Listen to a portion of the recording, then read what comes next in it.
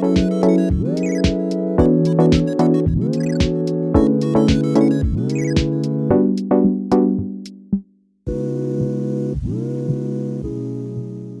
ladies and gentlemen, to the Super Game Brothers podcast, a weekly podcast all about video games and board games. My name is David, and I'm joined every single week by my younger brother, Devin. Devin, are you feeling like my younger brother today, who's only 18 years old? Wait, huh? I don't know. We were just talking about age, and you were saying you feel like your body can't keep up anymore, and I was hoping that you were still feeling young. Oh man, the 30s are brutal.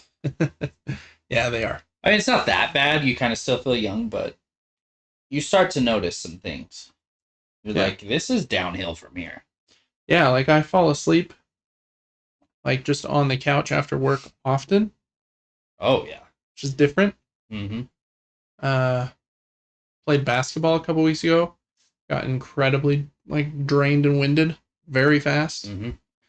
Whew. It is tough. We just went on vacation, and in this Airbnb, we'll call it, wherever we were renting, had a ton of stairs, long flights of stairs, and then another one. There were 3 levels. Yeah. And man, oh man, a couple days in there, I was like, something's wrong with me. Yeah, those stairs were tough. But I guess you're wiser. It's like what they say. I would say today I'm the best person I've been in my life. Wow. That's amazing. Heck yeah. I'm always trying to improve. I look in the mirror, I'm like, what is wrong with you? Let's fix that. Okay. I think that's what most people want. That's all you can ask for, I think. A little better than yesterday. Yes. Mm-hmm. Cool, Dev. Well, you brought it up, so let's start with the famous trip to St. George. It was snowing here in the Salt Lake Valley. Mm-hmm. While we were gone. So it was actually very good timing, in my opinion, because the same kind of cold front that brought the snow here also brought the temperature down a little bit in St. George. So it was high 60s, low 70s. And to me, that's right on the money. Oh, that's chef's kiss, especially for golf. Oh, yeah, for sure. It was a little windy a couple days. Wish the wind would have gone away. But hey, it was fun. Yeah, we did some golfing. We swam. The place we stayed at had this big, what would you call that? A little lagoon? Little water thing? Yeah, it's a good name. Mm-hmm. A lagoon. They had a regular swimming pool, hot tubs and stuff. Then they had this huge, kind of, smile-shaped lagoon that was not heated. So it was actually very cold. Mm-hmm. Water, at least. It was, I think, 10 feet deep at the deepest. And, man, I don't know. I would say it was how far across do you think? 800 feet? 1,000 feet across? Farther than that to the other side? Yeah, it's... yeah, you're probably right. It was big. I'm not sure. It was very big. So it was kind of cool. They had some sand beach areas kind of bordering it in some spots and some shallow areas. Some people were paddle boarding in the middle. I got to paddleboard. Are you good at that? I feel like I'm too tall, and so my center of gravity is way up there, and I'm woo. I was doing it on my knees, and then my feet fell asleep, so I can transition from my knees to my feet on the water, so I felt good about that. Wow. Yeah, that was pretty cool. That is nice. I was like, was anybody watching that? Just so they could witness how great that was. Yeah. No, that was cool. What else did we do? We had a massive golf cart that was lifted. Oh yeah, how many seats was that? 2, 4, 6, 8 seats? Or was it just 6? I want to say like there was a front row, behind it, and then just the 2 reverse. Yeah. Oh, okay. I thought there was maybe one more. I think you're right. Big 6-seater. Yeah, we had that. We went to a place like Topgolf called Big Shots. Big Shots. They were not big fans of us. No. It was an interesting experience, definitely. I think you described it very well. Of you felt like they didn't want us there the whole time we were there. Yeah, it was just we were inconveniencing their business by paying them to be there. It was really weird. Some of their machines weren't working. The balls didn't auto dispense, so we had to open the lid of the machine and grab them out. And I don't know. Not a huge fan of big shots golf, but it was still fun. You still get some swings. Yeah, it was. So it was fine. I think going to the golf courses down there was more fun. We only did 2 rounds, but hey, it was good to get a little break away. And you were probably the most consistent one there. Just ripping them. I don't know why. Because we were doing the driving range beforehand, and I couldn't do it. Got on the course and knew it mattered and clutched up, for the team. Yeah, exactly. I feel like you were the most chill. You were just like vibing. Whereas I would hit a bad shot and get really mad, and same with our other brother.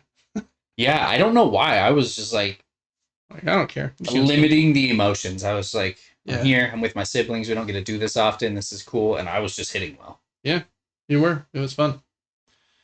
Fun. Yeah, I'm very excited. I super into golf. I joined a golf league. I'm going next week for my first tournament match in the golf league. A little nervous. I didn't know this. Yeah, my friend started the league, and they had somebody drop out, and we've been talking about it for a little bit. So he actually had 2 people drop out. So our other friend, who's quite a bit better than me, and then I was invited, which was very nice. I'm sure I'm going to bring up the tail end, and some of them are very good, but it'll be fun. I think we play 12 or 13 matches. So you have a 2-week period where you have to play at a specific course, and you have to play the front 9, and you have to play with somebody else from the league to verify your score. And then 2 or 3 times during the season, we have our majors, where everyone will go together and we'll do 18 holes, and then those are the events that count the most for the point system or something. It'll just be fun. Go play all the courses around and get some swings in. I'm actually got a club that I bought when I was 17. It's the only club I have that isn't extended. And so you can see I've got the grip ripped off over there. Mm-hmm. Bought a new grip today, and I'm just waiting for the new extension piece and epoxy and tapes to show up in the next couple of days. And you're going to do it yourself? I'm going to try. We'll see. Wow. See if I totally ruin it. If so, I'm going to have to buy a different 60-degree wedge, but hey, I had one, thought it was better than spending $100 on one. So anyways, yeah, golf, so fun. What else did we do in St. George? We watched quite a bit of basketball. I feel like we did more. Climbed some rocks, caught some lizards. Yeah. Got some ice cream, went to a candy shop. We did. Judd's. Good old Judd. All the kids went on a carousel, and while you guys were doing that, we just wandered off and found a library in a building, and it was multiple 3 levels. Cool. And so that was cool. Just walk around some library you've never been in. It was an interesting experience, especially because you have to be quiet. Yeah. And all there is to do in there is either stare at your book or stare at each other. And so everyone's staring at each other in silence. It's an interesting experience.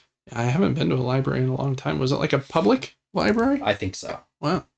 Then we did walk through some antique shops as well. Yeah, I always enjoy that. Some weird things in those. Weird stuff in there. Mm-hmm. I'm scared of some of the stuff in those. Ditto. And I feel like sometimes the antique shop owner knows what they have. Okay, this thing basically worthless, $5. This thing actually very valuable, $1,000. But then some of the antique shop owners think everything they have is valuable. And I'm like, you've got half a shelf over there, and you want $300 for that half a shelf? Half a shelf. Everybody's been wanting that shelf. Yeah, that half a shelf was I don't know, it must have been on the set of what's a famous movie? The Godfather. I have no idea. Yeah, as an antique shop owner, it'd probably be tough because you want to get the most value out of the random things you have in there, but you're also banking on the fact that some perfect person comes in knowing they want that thing and understands the value as well. Right. Because most of the things I don't understand, and I'm like, no. That seems way overpriced. I would never pay, $10 for that old antique spoon. I don't know. Yeah. Mm-hmm. And I feel like it's just taking clutter from their antique shop, and then it would end up being clutter in my house. Yeah, unless you have a perfect spot for something, most things end up Says the being guy toxic. with 400 board games behind him. So That's a good point. yeah, those are fun. Yeah, it was just good. It's good to be away from work for a little bit, just hanging out with family. Wish you could do it more. You realize like how expensive just surviving and living in this world is when you're on vacation. You're like, oh man, gas to get down there is like and back's like $100, and then every meal that we eat, there's 2 adults and 3 kids, and then even with our parents who very graciously like always rent the verbos for us, which are thousands of dollars, and then more food and stuff to keep track of, and then we went to Big Shots and golfing a couple times, and that's a few more $100. It racks up so fast to do anything fun in this world. Oh, it really does, yeah. Mm-hmm. Vacation also opens your eyes to how important your family members are to you. Even the ones you don't see. Yeah. I think you're like, dang, I love this person. Mm-hmm. I see him once every 6 months, but I'm glad we got to do this. Yeah, I agree. Our other brother I don't see very often, and I didn't realize he was into golf as much as he is. Mm-hmm. And so he went with us both days, and yeah, it was really fun. So hopefully I'll be able to go with him a bit more up here around home too. So yeah, you do forget sometimes when you don't see somebody. Like, oh yeah, I grew up with you. You're a good guy. Yeah, salt of the earth. Exactly. Cool. Well, other than St. George, Devin, I don't know that I have a lot new since last week, because last week we recorded, I edited it and then like posted it Friday morning, and that's when we left to St. George. Right. Mm-hmm. So it was basically St. George until Tuesday afternoon, and then I've just been slammed at work yesterday and today, and now we're back.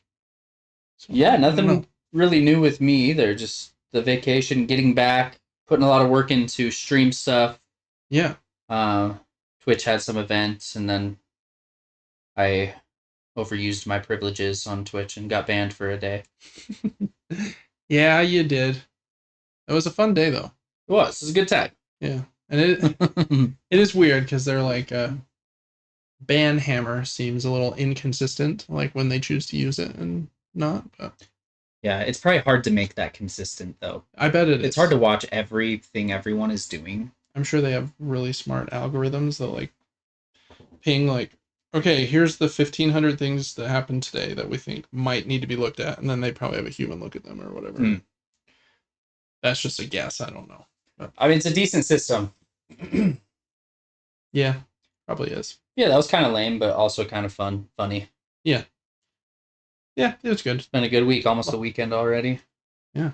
Crazy. Which is crazy. Mm-hmm. Well, Devin, looking at Super Movie Brothers for the week, I don't know that I've really watched almost anything, because other than NCAA basketball, I don't think we turned the TV on really while we were there.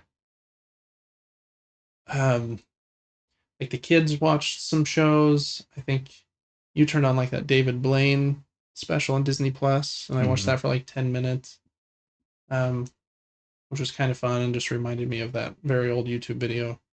What the F, David Blaine? The F. It's freaking Cheez-Its. Cheez-Its. Yeah, love that one. I watched a little bit of the Daredevil TV series on Disney, a little bit of Mufasa.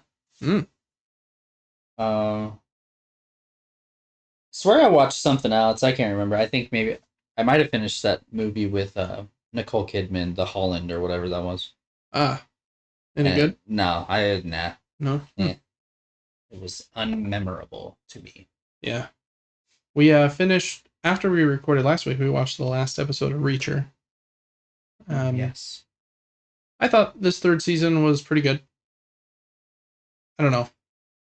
7 out of 10 to me. Like, good, fun, not amazing. Thought it was better than season 2, not as good as season 1. But, I don't know, it was fun. After we watched that, though, Devin, we were scrolling through Max. Oh, heck yeah.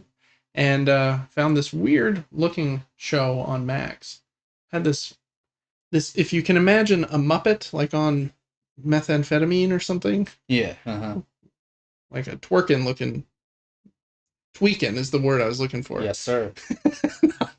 You might Tweaking have been looking twerking. Muppet. And so we clicked on it, some show called Infomercials, and then we were scrolling through the episodes, and one of them had the actor from Reacher on the front. Yes, it was weird. It was really weird. So we just clicked on it for a minute, and it's like a 10-minute little skit comedy of the show's called Infomercials, so it's like an infomercial of him trying to sell this kind of dog food that will like turn your dog really strong. And I don't think I've laughed that hard in a while. It was pretty ridiculous. And that's kind of their shtick, is they make these like spoofs on infomercials and other little short form skit comedy like that, where they just progressively get stranger and weirder and weirder and weirder. And it definitely follows that. So if you want to see something very weird, but also pretty funny, Google infomercials. And I think the episode is either called Alpha Dog or Alpha Chow, something like that. Pretty funny. Everyone should watch it. I agree. It's very weird, but I loved it. I think that's probably it for Super Game Brothers, though. In St. George, we did play some games that we'll get to a little bit later. I think we'll probably hop in. Kind of a meaty episode this week with some stuff that just happened in the last couple of days. So let's hop on in. Just a quick little call out here. We do have Patreon, where you can access our podcast episodes 2 days early. Scratch that. I meant to say 3 days early.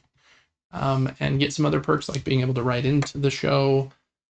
So please follow us over there. You can follow the podcast completely for free. And you can also support us financially to get some cool perks. And that's how we keep the lights on over here. And they are bright lights. So they are bright, yes. They are so bright. We have to point them up at the ceiling and have the light bounce off the ceiling so it doesn't like burn our retinas off. Yes, at 50% power. Yeah. Mm-hmm. So please check that out. Patreon.com/SuperGameBrothers. We also have a giveaway going on our website, SuperGameBrothers.com. You can win a $100 gift card or a bundle of board games. Pretty fun games if you want to like start a little board game collection. I think they are good ones. So join that as well. Pretty simple. There's different ways to join, just kind of like following our social media pages and things like that. So make sure to join that. All right, Devin, getting into the normal rigmarole. We always start with new games to subscription services. And the first subscription service we always talk about is Board Game Arena, where you can play board games online very quickly. It does all the math and hard work for you. And they release a few new games a week usually. And they have over 1,000, I believe. So this week, it looks like the first one is Stone Spine Architects, which is a strategic card drafting game for 1 to 5 players where each architect competes to build a deadly underground dungeon chamber by chamber. You play simultaneously, you draft cards and play them, put monsters, traps, treasure, and secret passages into your dungeon. It's from Thunderworks Games, who did they have a very Cartographers is one of their most famous ones. So I actually want to check this one out. I didn't love Cartographers, but I can see like the production value and kind of the design value is high, so I want to try this one as well. Then they have Board Game Arena in real life, the future of real-time board gaming.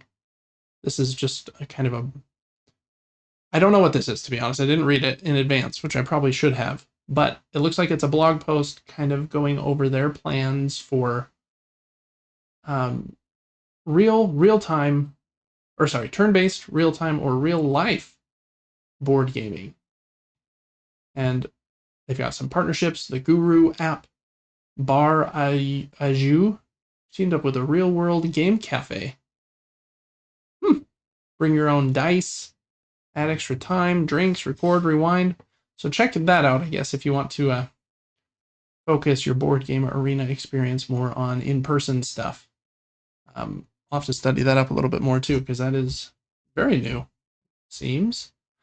Then another one called Cayman or Come On, not sure.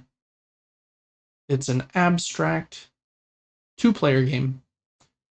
Setup is simple, 37 unique tokens, each combining one of 6 colors and 6 symbols, are placed across a hexagonal grid, and one blank token acts as a silent sentinel, blocking movement and shaping the battlefield. I do like a good abstract game. We talked about Pirates of Maracaibo last week, so those seem to be the 2 new games and the new initiative there for Board Game Arena this week. All right, Devin on Game Pass. Which, do you have Game Pass anymore? I don't. Okay. I've considered doing a trial of it, though. They have a new game, and I want to try it. It's one that hasn't been announced as coming to PlayStation. So I don't know. I might try and play it on my Rogue Ally or something if it can handle it pretty well. But for the first half of the month of April, they've kind of laid out the new games that are on here.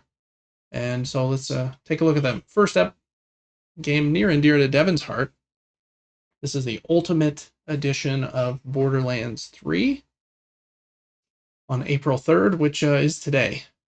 All You Need Is Help, which is one that I really want to play. It's a co-op puzzle game where you play as like these fluffy little Tetris-shaped shapes, and you're trying to do different things like build specific shapes, or some of the levels have very different goals than that. Still Wakes the Deep, which is from the Chinese Room, and you're like, it says here you're trapped on an oil rig.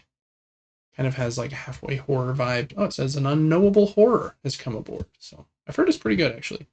War Groove 2 is a indie game that I've heard a lot of good things about. The first one, Diablo 3 Reaper of Souls Ultimate Evil Edition on April 8th. And then also on April 8th is Xbox's next big game. This one's called South of Midnight, and this is the one that I would want to try. I think it looks really cool. It has kind of this pastel paint looking like art style to it. And it's set in like the, I think, South. Yeah, it says the Deep South, actually. And there's like kind of like witch doctors and like big creatures and crocodiles and that kind of like Princess and the Frog kind of vibes. Are they riding on like a catfish in the trailer for this? I think they were. It's talking? Yeah. Someone on TikTok told me to check this out. Yeah, it the reviews went up for it today. I think it, like, its aggregate score is like in the 80s. And some reviewers that I trust say that everything about it is excellent, except the combat is just like mediocre. It's like Kena Bridge of Spirits. Yeah, Mm-hmm. Beautiful game, kind of fun story. And then the combat was just like, been here, done this. Like, yeah, exactly. Which sometimes I'm totally fine with, as long as it's not like horrendous. I'm like, I don't mind, like, I'm just smashing square, smacking some stuff for a little bit, as long as like the vibe is cool and just cool. I've heard the story's like really cool. It's broken into different like chapter stories, and they're like, some of them are fairly dark and about death and stuff. So I don't know. I kind of want to try this one out. I do hope it comes to PlayStation one day, but you know, I don't get to pick all of those things. I do imagine it will, but we'll see. All right, and then another one that's available day one with Game Pass is Commandos Origins. It says revisit the 6 iconic commandos from the original series. Elite stealth tactics gameplay in 2-player co-op multiplayer. I don't know what this one is. I'm going to scroll back up, see if there's a picture, because there's not a picture there. Oh, I see it there. Commandos. Never seen that cover. I don't think. Idea. Yeah. Nope. Yep. All right. Well, check that one out. Blueprints. I believe this one is also coming day one to PlayStation Plus Extra, if I am not mistaken.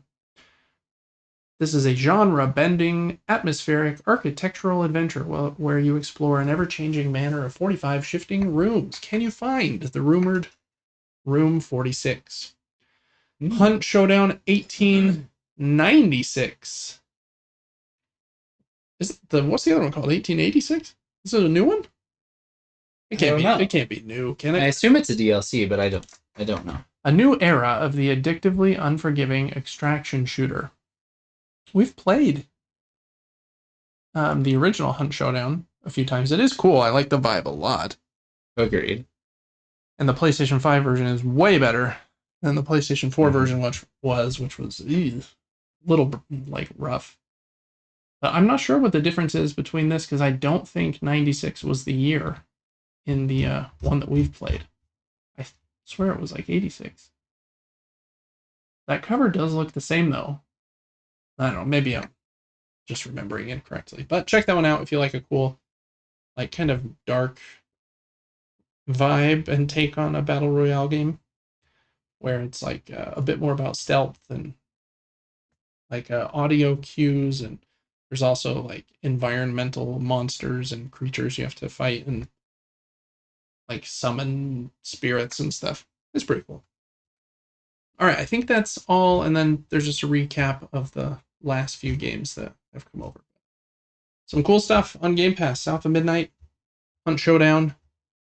All You Need Is Help, which is a cool looking puzzle game. Still Wakes the Deep, and Borderlands 3. I think that's a pretty solid first half of the month, to be honest. Still Wakes the Deep was also recommended to me. Really? Yes, I went to download it because I think it's I think you're underwater most of the game, and it's horror. Yeah, you're on an oil rig in the middle of the ocean, but maybe it does go underwater at some point. I believe it does, so I was like, that actually might scare me. Yeah. Underwater stuff. Ooh, man. Very brutally scary, in my opinion. All right, there is some Nintendo stuff, but we'll cover that a little bit later in the Nintendo kind of a blowout. On the Epic Game Store, last week we were mentioning that the third game that had like wrapping paper over it, we didn't know what it was, also had cat pictures on it. Right, yes. Indeed, it is the sequel to the other one they gave away. This is Cat Quest 2, which I've also played a little bit of. Very similar. Again, has co-op, running around in a cute little world, fighting monsters, upgrading your little cat as it goes on its quest. So awesome. Add that one to your Epic Game Store library. All right. If you have Amazon Prime, you also get a bunch of free games every month. Make sure to redeem these as well. And I think there's a bunch. There's like 20 or something. So we're going to go through these pretty quick. Devin, we'll just alternate. I'll have you like read. I'm not sure if we'll read the whole paragraph, but read the title. And if there's a sentence that looks appealing, read that one. But here we go. Here's kind of the highlights here. Just looking at them, I have played Gravity Circuit, and it's kind of like a riff on Mega Man X. It's very cool. So let's scroll through these really quick. Mafia 3 Definitive Edition. Nice. Combat in Vietnam. Lincoln Clay knows this truth. Mm-hmm. Yep. When his family is wiped out by the Italian mafia, Lincoln built a new family and blazes a path of revenge. Heck yeah. Ooh. Minecraft Legends. Plan your strategy, face the piglins in epic battles. But be warned, they always fight back. There you go. Gravity Circuit. Flashy, action-packed 2D platformer. Nice. Paleo Pines, a charming island known for its friendly dinosaurs. Quirky townsfolk, and mysterious past. Befriend those dinos and enlist their help. Wow. Clouds and Sheep 2. Haven't played the first. A highly, eagerly anticipated sequel of the first. Mm-hmm. The cute sheep are finally on the loose again. Mm-hmm. Solve countless quests. Nice. All of those ones are available now. Then on the 10th, Dreadout 2, another sequel to a highly loved game, Dreadout. A third-person horror adventure that draws inspiration from Indonesian urban legends. There you go. Endless Space Definitive Edition. Turn-based 4X strategy game covering space colonization in an endless universe. Wow. God's trigger. When an angel and a demon team up to kill their way into heaven and stop the apocalypse, bullets will fly, blood will be shed. New York Mysteries, Power of Art Collectors Edition. Laura's on a new mission to discover the history of the mysterious fantasy world paintings, unaware of the monstrous plan behind this evening's mystical events. Also on the 10th, Projection First Light. Follow Greta on a Greta on a puzzle platforming adventure through a mythological shadow puppet world. Far Away. Faraway? Probably Far Away. Far Away. Director's Cut. Adventure game. You're an adventurer exploring ruins of temples full of challenges and mysterious riddles. Interesting. It says here a modern tribute to Myst. That's the sentence there that would make me most interested. Myst is like... I didn't know what that was, so that sentence sucked for me. That's all good. Gloomhaven, which is one of the most successful, biggest dungeon crawling board games of all time. And this is the digital version, obviously. On the 17th, tactical RPG and dungeon crawling. It's supposed to be great. The Last Spell? Whoa. Too far. Whoa, what happened there? Whoa. The Last Spell, tactical RPG. You have to defend a city against hordes of deadly enemies. Wow. Fashion Police Squad. Our fashionable city is under assault. Baggy pants, dull suits, sightings of socks with sandals. Time to serve some good old-fashioned justice. Genesis Noir. An adventure spanning time and space. There's a love triangle between cosmic beings. Wow. Becomes a bitter confrontation. Jump into the expanding universe and search for a way to destroy creation and save your love. Crazy. Blood Omen, Legacy of Kain. Very famous game, I think, from the PlayStation 1. One of the darkest games of all time. Blood Omen, Legacy of Kain takes gamers on an epic quest through a gothic universe. I almost just read the whole thing. I know, I've almost started doing that too. Berserk Boy. High-speed action-packed platformer. Metroidvania elements. Ooh. Vibrant and stylish pixel art. I might have to check that one out. The Last Show of Mr. Chardish. The actress Ella returns to the abandoned theater to uncover a preserved collection of extraordinary performances. Hand-painted worlds collect lost pieces of the past. Wild Country. Cozy competitive card game. And strategy. Yeah, collect cards. Crazy. On the 24th, Thief Gold. Stalk your prey on the quest for stolen goods with your blackjack, sword, and an assortment of unique arrows. Troublemaker. Grab a backpack, boxing tape, and focus on what high school is all about. Beating the ever-loving crap out of one another. Wow. Whoa. Kraken Academy. Welcome to Kraken Academy. A Technicolor fever dream that for legal reasons can only be described as technically a school. Priest Simulator. This may be the last one. A mockumental action game. Go forth and rock in the absolute weirdest and most messed up simulator in the history of sandbox shooters. Wow. Some of those sound a little iffy. Some of them sound cool, though. So make sure to add them to your collection. I was hoping there would be a picture. Oh, there is. A Berserk Boy. That doesn't look like pixel art. It must be pixel art when you're in the game. Well, that is all of the games for Prime for the month of April. And I think that is it, right? For our games to subscription services. We haven't been playing that much. We haven't. Because we've been busy. Because we were gone. I got 2 things to cover. Cool. I finished Tears of the Kingdom. We've talked enough about it. I love the game. I think it's fantastic. But I do think it's lacking in end game material. Making an open world game and seeing a repetition of the same boss with a slightly different title isn't my idea of like the most fun time. Yeah. I feel like that's a game where you try to stack as much in as you can before you go to Ganon. Because after post Ganon, I'm just like post Ganon. Yes, I tried to dabble back in it and I was like, yeah. For what reason? Yeah, I agree. What else did I play? Played a little Fortnite today. New season. I think it's a new season, roughly, maybe kind of new. I think you're right. We actually played that on controller today instead of KBM. And I will tell you what, the game looks so much better on console. Looks better. I think it's because the console just runs the game at the graphics it's supposed to run at. The PC, you can change everything. All the settings. Yeah. And you lower everything down so you're getting the most FPS. But man, the lighting and still running at 120 frames on the PS5 was beautiful, but trying to aim at skilled Fortnite players can be extremely difficult Yeah. on a controller. And so I kind of missed the keyboard mouse, but it was fun. I always have a good time playing Fortnite. We played with some friends, we were able to voice chat, and that's what really made the game good.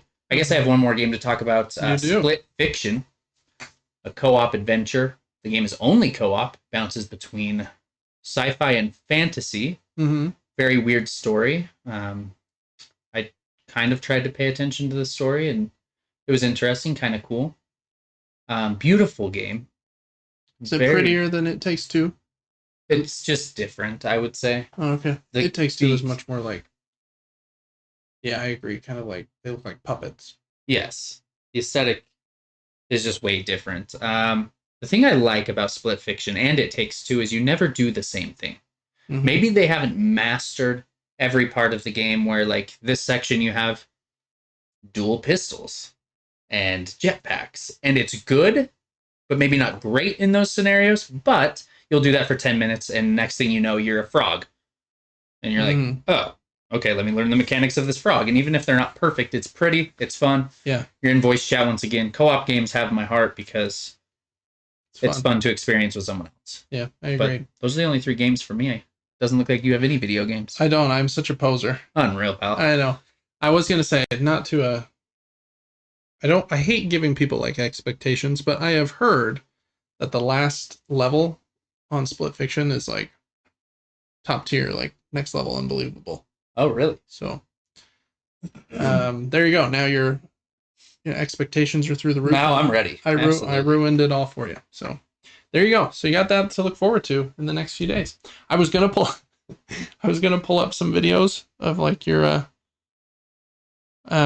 you don't have VODs on, but I feel like it does, well, at least show me clips and stuff, right? Of like, does it have your most recent one? I don't know. But then I forgot, you're banned right now. Your channel doesn't exist. It doesn't. You can't find it at all. Which is kind of funny. All right. In board games, we played a few in St. George, which was fun. I feel like I think they all went over well. There was one, well, we'll get to it when we get to it. So first, let me see. Let me go back to the screen. We played a game that I just got called Ito.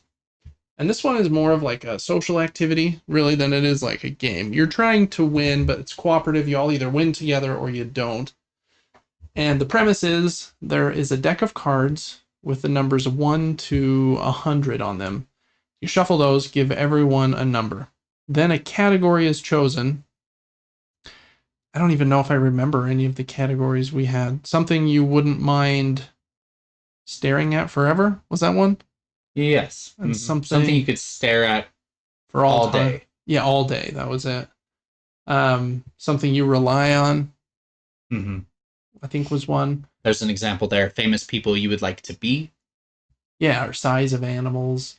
And then from that point on, in whatever order you want, people can start giving clues, and you push your card into the middle face down. And so if it was size of animals and my number was 20, I might say like, I don't know, small dog or something, or a cat. I don't know. And then one at a time, everyone gives their clue.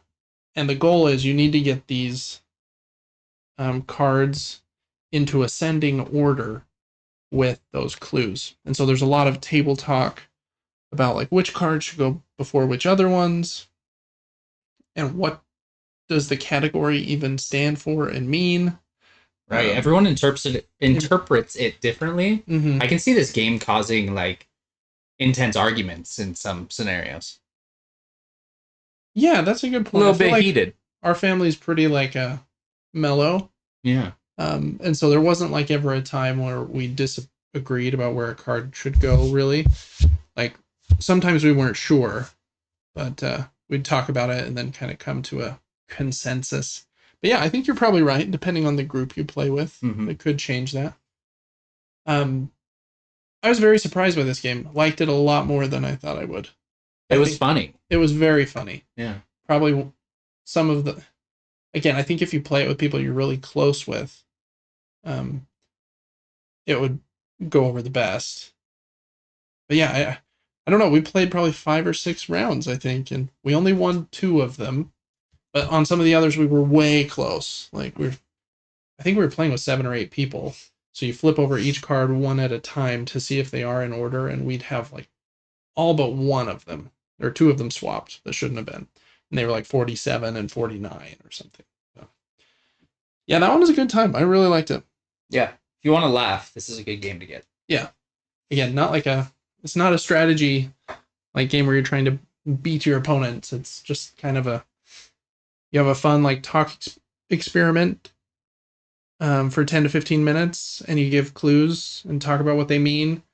Put the cards in order until you're content, and then flip them over, and it's a fun reveal. Mm-hmm. I do like games that have like a fun moment at the end of the round where something's revealed. Like we just played a different game a minute ago that we'll go over, and it also has a fun reveal at the end of each round. Yeah, that is a fun moment where like you don't exactly know, but something's flipped over, or it's fun. Okay, before we talk about that game that I just mentioned, we did also play. And before we actually go to that one, I forgot to put one on here, so I'm gonna go to it first. We played Flip 7. And it must have a space between the word flip and the number 7. It sure does. And this game went over really, really well as well. I've had it for a few months, and you can see here I rated it a 7 initially. But I feel like the more that I've played it, the more we've liked it. I don't know, my rating might actually have gone up a little bit. But pretty simple game. It's kind of like blackjack, where someone will be the dealer, and then when they come to you, you either say like hit me, give me another card, or pass, and then you bank all your points for the round. So it's a push your luck game.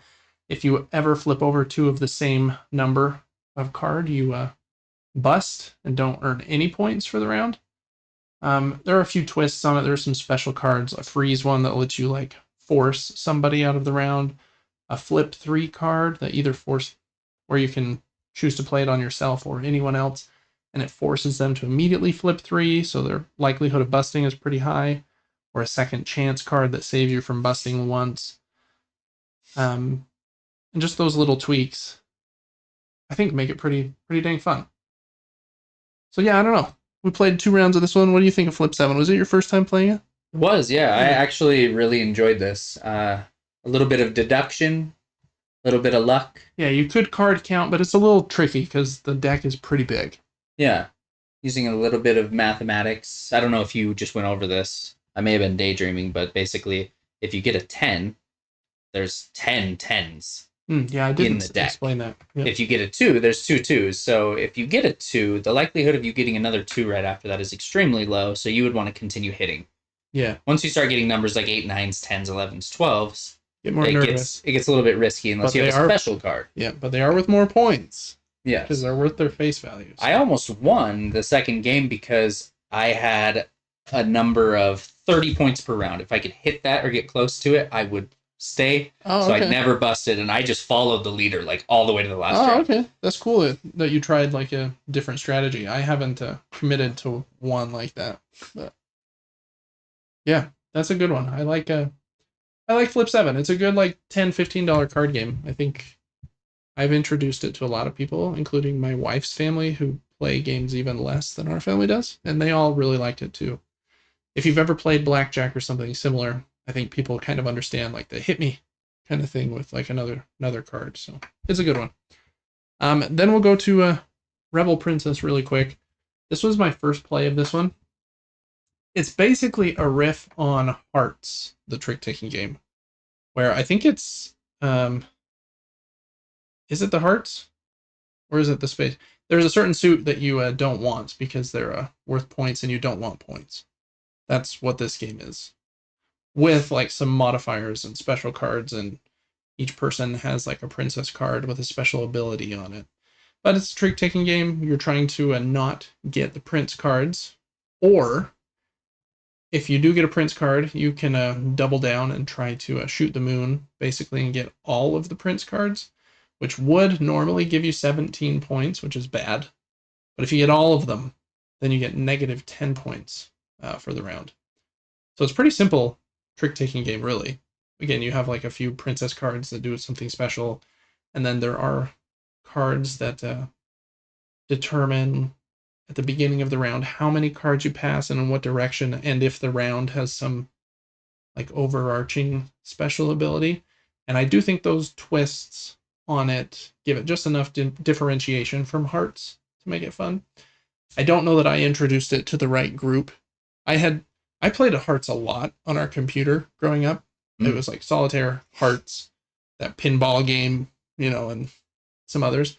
And so I just kind of assumed that everyone else had played a lot of Hearts, and I was like, oh, this will be good. But nobody else had played Hearts, I don't think. So it was a little more of a slow burn getting into it. But I had fun with this game. I think that it's good. I like the differences per round. There's kind of different rules per round, which introduces something different every 5 minutes, which is nice. Mm-hmm. The passive abilities with the princesses, you get to choose between 2 princesses at the beginning of the game. I should have taken that more seriously because my some princess of them seem ability. better than others. Oh, it didn't seem balanced at all. Like I never even wanted to use my princess card at all. But our sister used hers multiple times to swap out her decision she had made 10 seconds earlier. Yeah, she could play a card into the trick. Then when the trick was done, she could swap the card that she played from the trick with one from her hand. Which is crazy. Yeah. My ability was like, choose who goes first. Yeah, choose who leads, yeah. Which is also like pretty good, but doesn't seem as strong. Yeah. So, yeah, I don't know. I think there's probably more depth to this game than I've found at this point. But if you like Hearts, this is a twist on that. It has quite a few different cards that you shuffle in order to set the 5 cards that will be those round kind of dictator cards.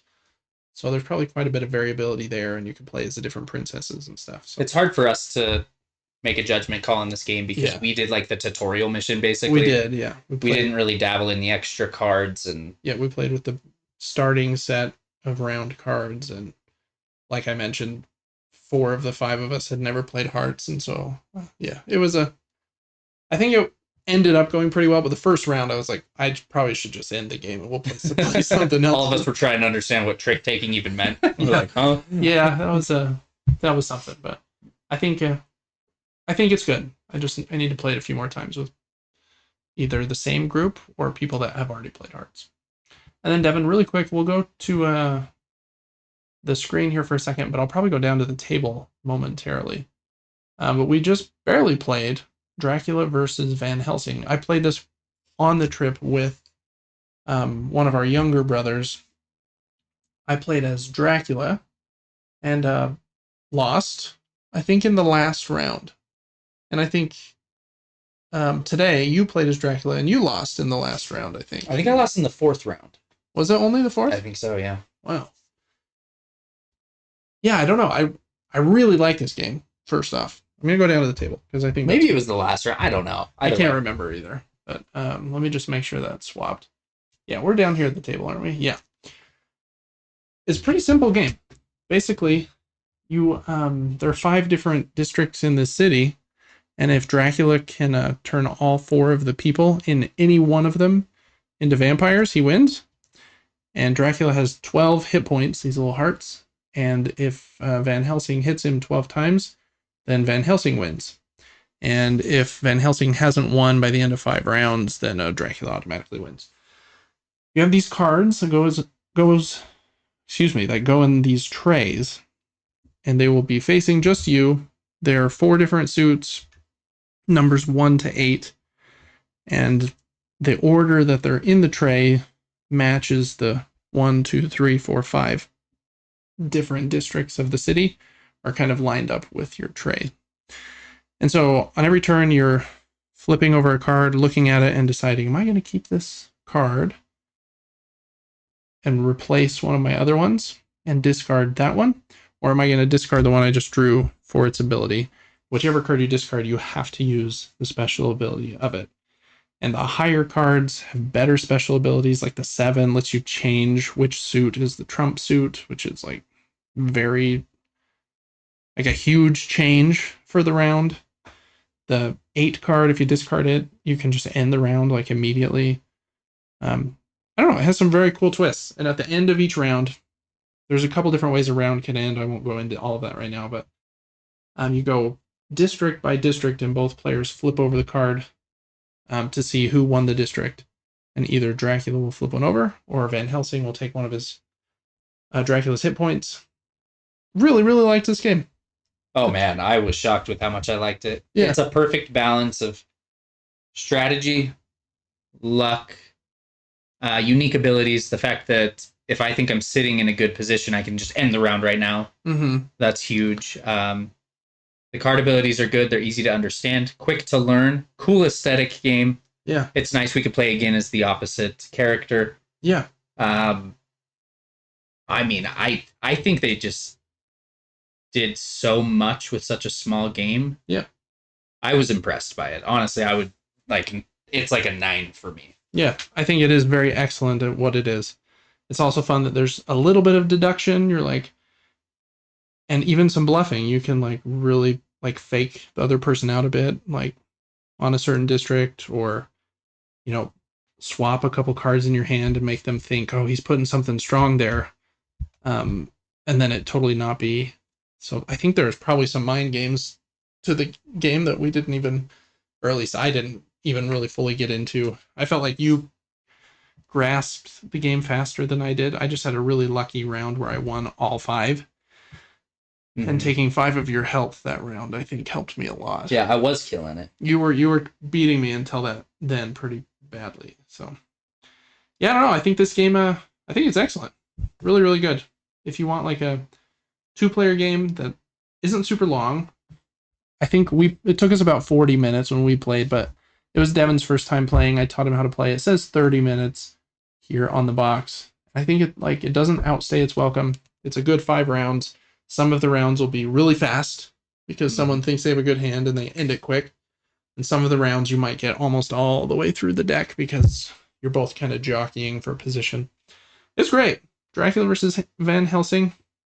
Really, really like it.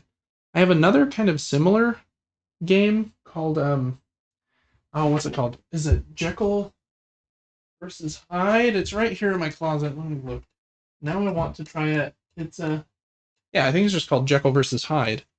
And yeah, like I said, now I want to try it. It's a bit different than this one, but one person plays as Jekyll, the other is Hyde, and similar idea, but it kind of has a what do you call those? A track where the marker will move back and forth. Tug of war, that's what they call it. Kind of track in the middle. So I love a good 2-player game. And this one's not so in your face where like you're gonna be mad at the other person after. Some of them are that way, but this one isn't. So really excellent. Loved it. All right, Devin, I think that's it for board games that we played this week. So we're going to talk just briefly about things we're excited about. And I think there are just a few games coming out this week.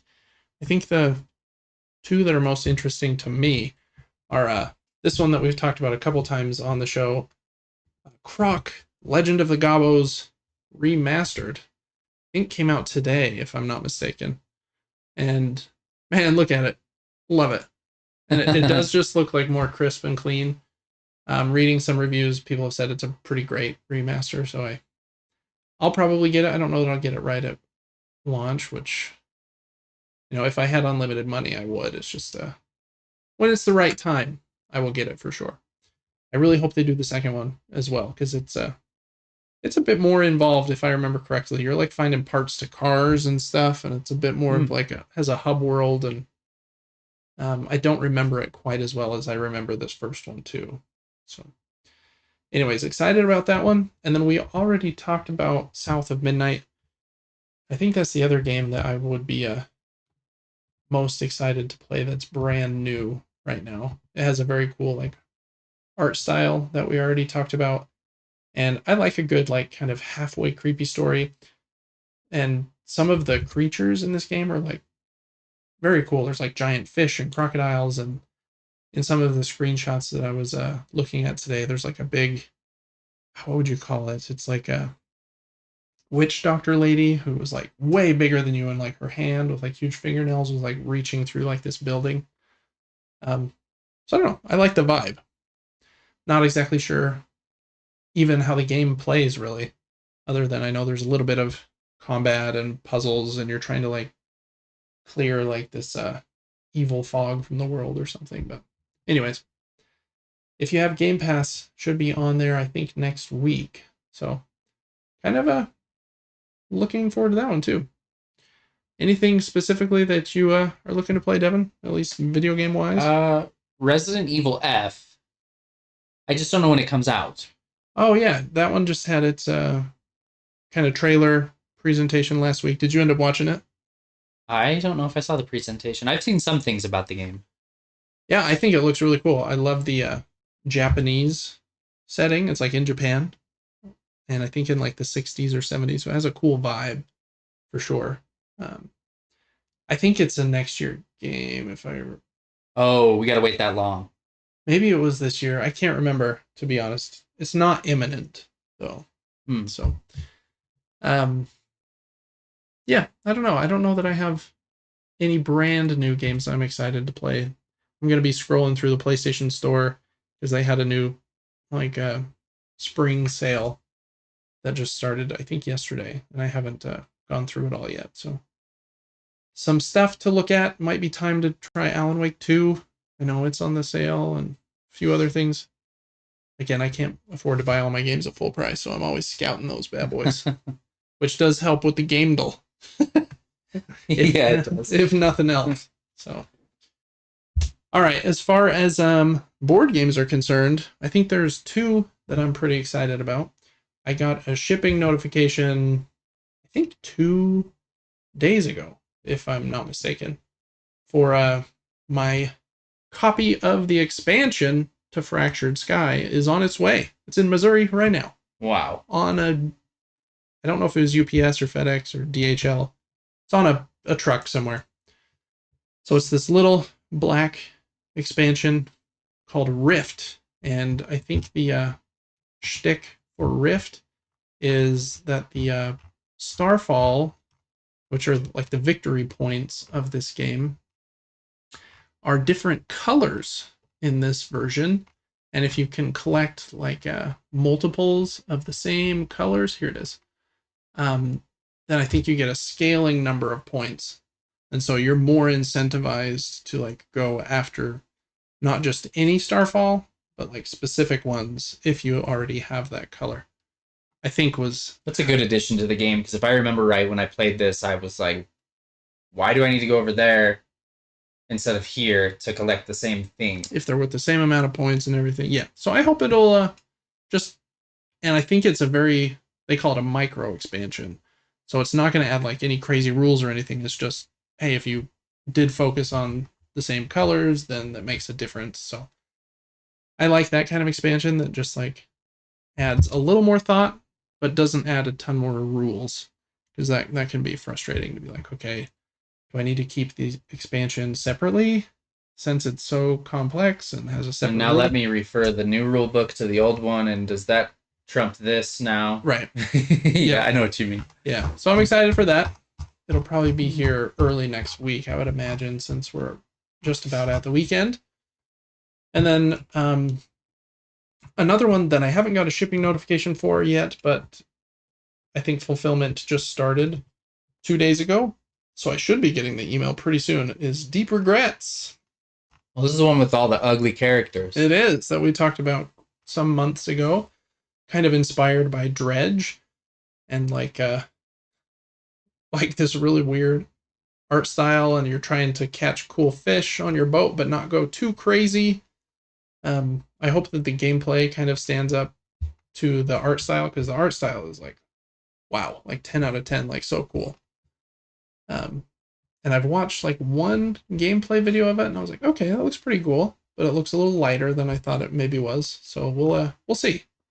I think he's about to launch an expansion campaign for this game as well. Hopefully that's not for a few months until people have had an opportunity to play this a bit.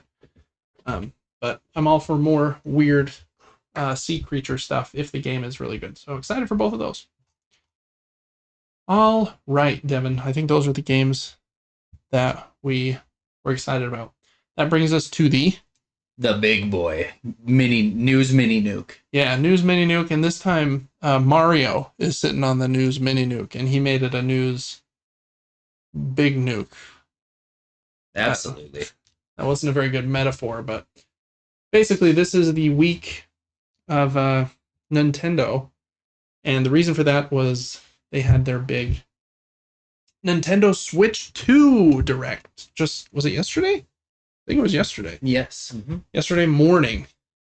Since they're in Japan, they post them at different times. So that 7 a.m. time was a little brutal. I didn't watch it until about noon. Lots of stuff in here.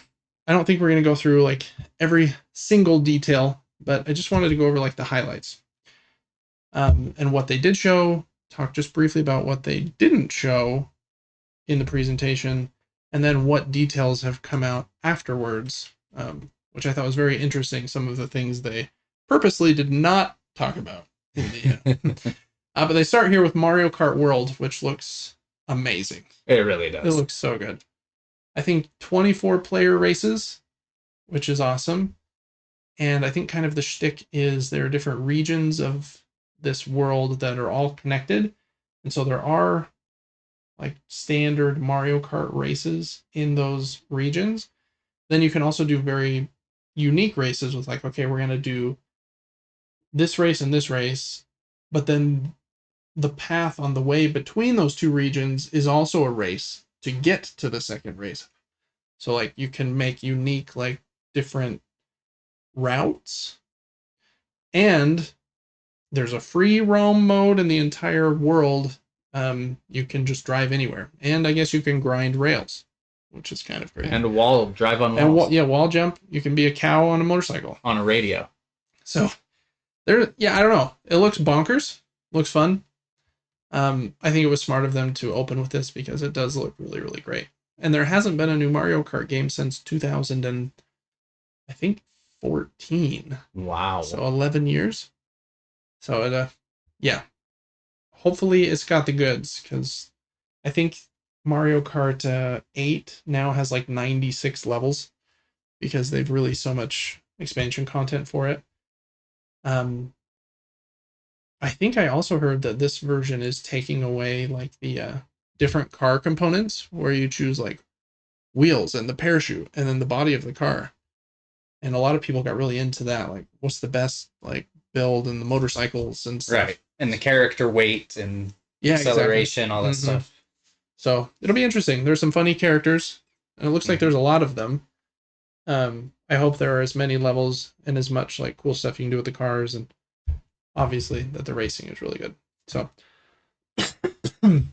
excuse me, that's what they started with here. And why do I have like French subtitles on? Who knows? Looks really, really cool. Next up, they went over that C button that we talked about last week.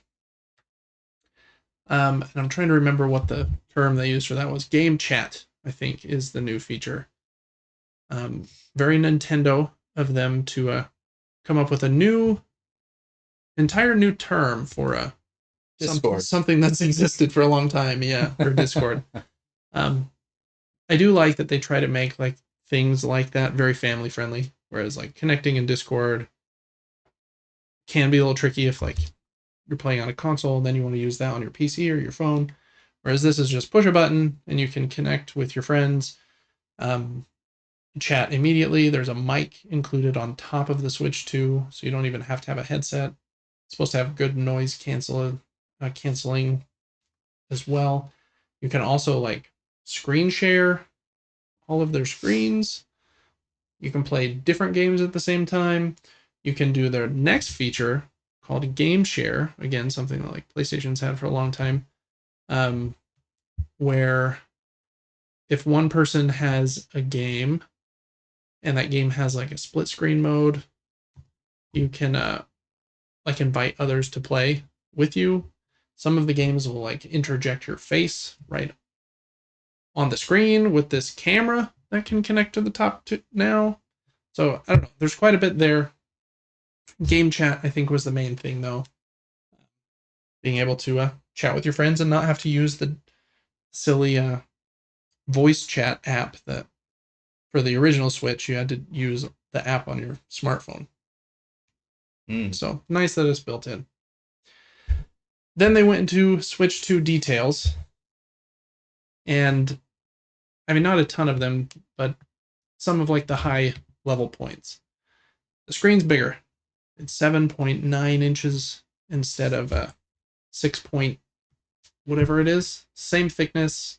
I think it was 6.5, if I'm remembering correctly. Oh, 6.2. That's quite a bit bigger. An inch and a half-ish bigger, the same depth. It's a 1080p, thank goodness. Yes, sir. Would have even maybe liked a little bit more than that, but I'm glad it's not 720. And I think one of the biggest wins of the device is it has 120 frames on the Agreed. on the screen, which is super cool. So I'm really glad they went for that. It is LCD, it's not OLED, but there were some hands-on impressions that people got to do today at a special event in like New York or something. And they said even though it's LCD, it looks really, really good, especially because it has HDR and like it's pretty vivid was the word that was just here on the screen. The Joy-Cons attached with magnets. The sticks are bigger. Bummer, the sticks are not Hall effect sensors. Somebody asked them specifically about stick drift since that was such a problem with the first Joy-Cons, and they like halfway refused to answer and just said the sticks are bigger and smoother and more durable. But and we like selling you a new set of Joy-Cons for $80. They're actually $90. We'll get back to that in a minute. USB-C ports. There's now 2 of them, one on the bottom and on the top. You can charge the device on either one. And we just saw that camera attachment that, you know, that's probably why they added the one on top to have cool attachments. They confirmed the mouse mode, which I really wonder how accurate it is. If it's accurate, it's really cool. Yeah. They show you like playing some games with it in a minute that we'll talk about. The stand is larger, has 256 gigabytes of built-in storage instead of 64 like the original Switch. The dock has a fan in it to try to keep the device cool, and docked it can go all the way up to 4K 60. It uses, what do they call that, DLSS? Anti-aliasing. Yeah, exactly. I think. Yep. But it is cool that it can get that high. And they do mention you can do 120 frames at lower resolutions as well, as long as your TV can support it. They mentioned like better audio and directional audio and stuff too. I think the main things for me are like the nicer screen though. They didn't really go over like the processor and the power, but that's not really Nintendo's thing. They don't talk about power very much, so I didn't expect them to like go into all that. And then I think they ended this segment by saying that it was coming out on June 5th. Did they say that right here? It is June 5th, yes. Oh, I guess they didn't say it right there, but yeah, it's June 5th. Kind of missing from that segment were prices. I thought they would go over that at the end of the video, but they didn't do that either. So we'll talk more about pricing in a little bit. But at this point, they hopped over to some, not games yet. Well, I guess there is some. First one is this bit of software called the Welcome Tour. Basically lets you walk around a virtual Switch 2 and click on little prompts all around it that'll tell you stuff about like, here's where the magnets are, here's how the stick works, and all kinds of just things like that. Surprisingly, not free. Wow. Yeah, it's a paid piece of software, which is really weird because like Astro's Playroom that came with the PlayStation 5, free, and was like a full-blown like 6-hour game, which was pretty awesome.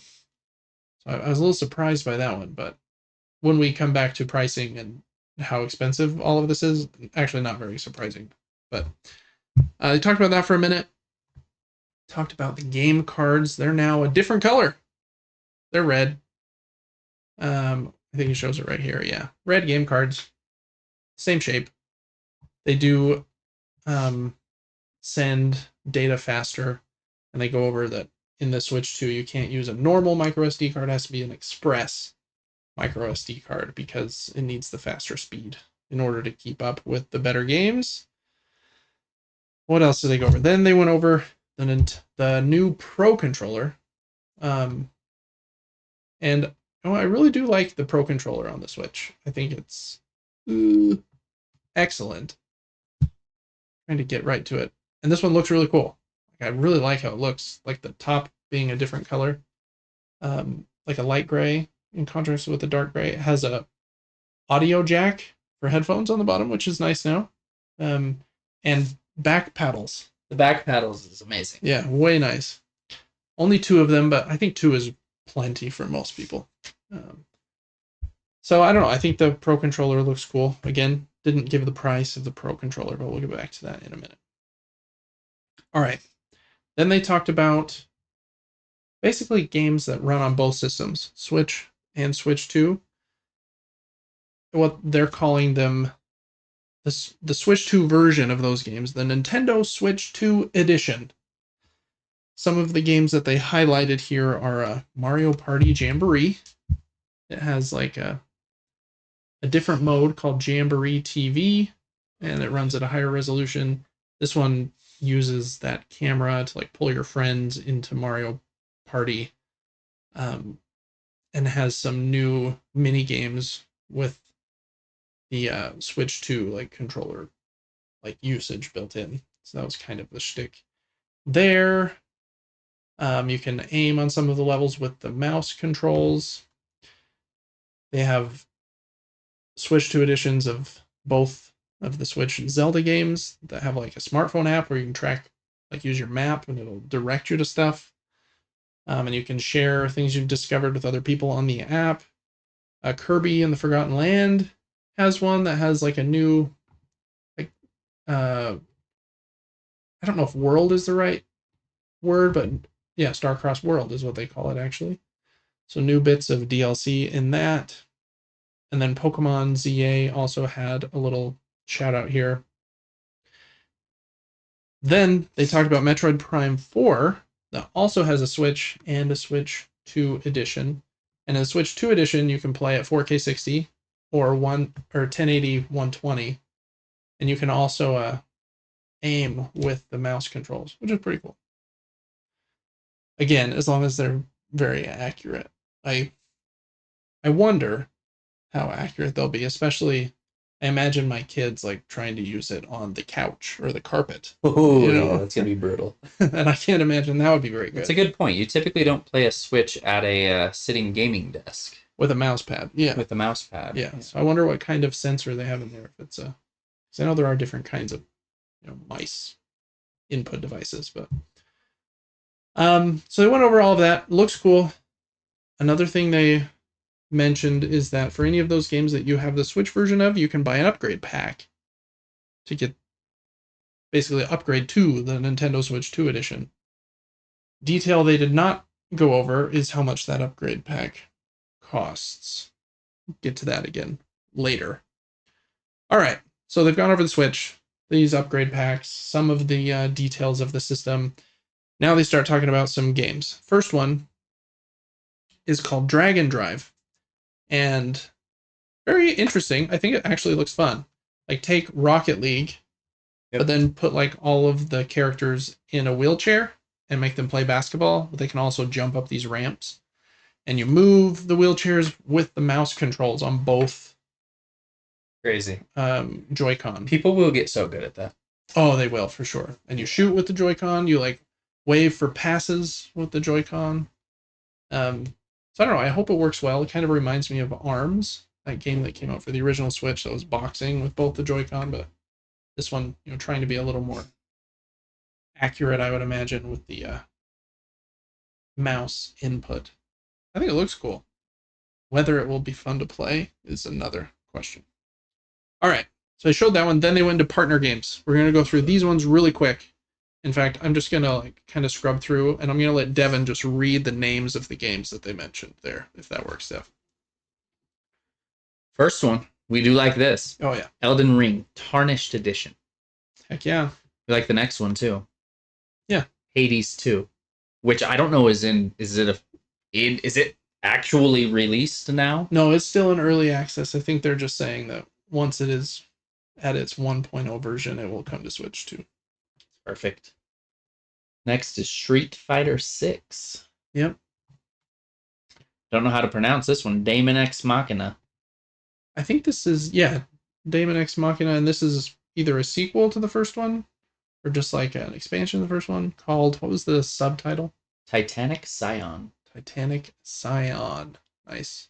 And the game I've been playing, Split Fiction. Yep. That'll be fun. Yep, that one will be fun. A lot of these are coming on launch day, and you can tell just from how many partners were listed at this event, a lot of people want to have their games on the Switch too. So it's kind of cool. But yeah, Split Fiction was next.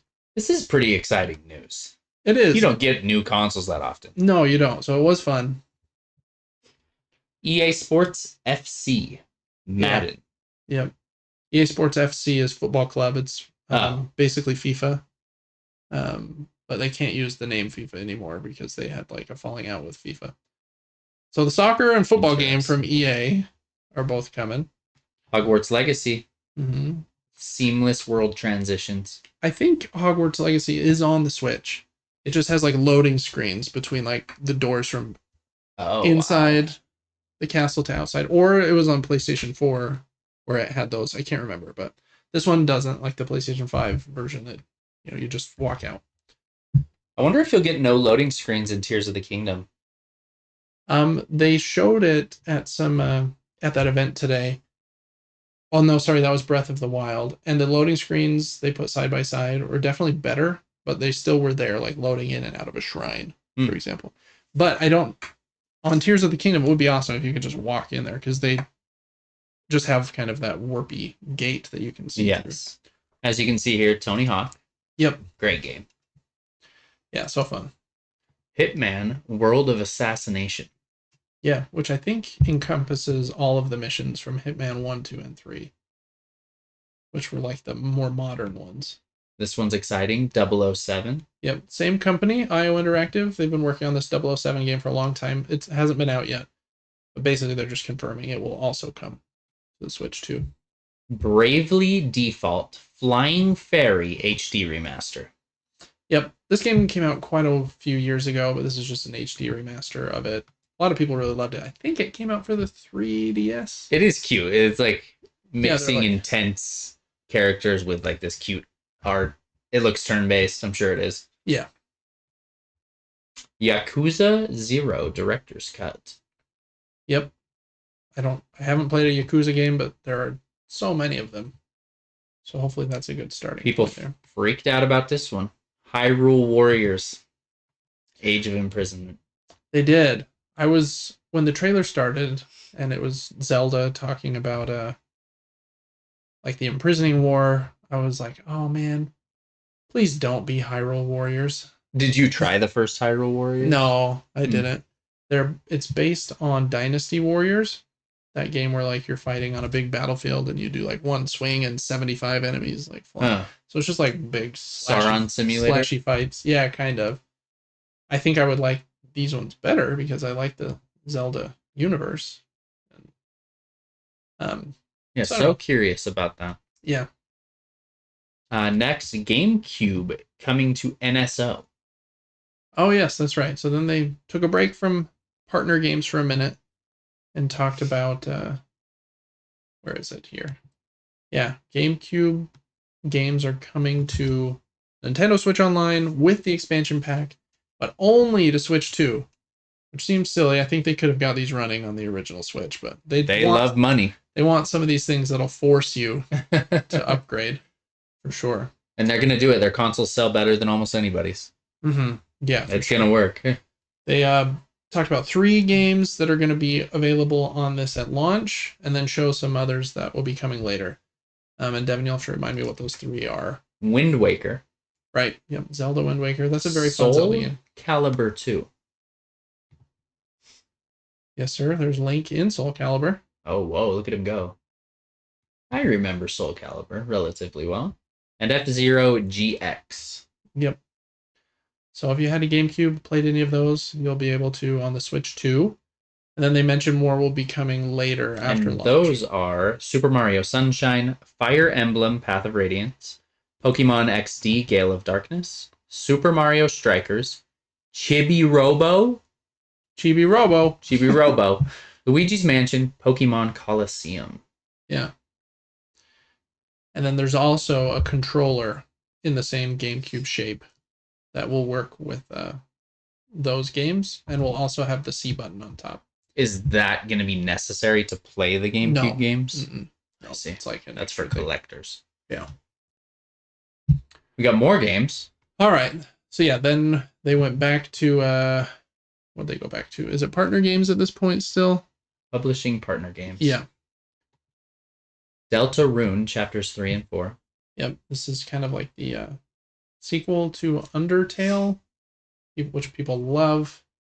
And I think chapters 3 and 4 have been like rumored for a long time. So this was kind of a big thing for them to have here. I haven't played Undertale or this one, but it almost looks like a rhythm game in a way. Like, yeah, very unique. Huh. Borderlands 4.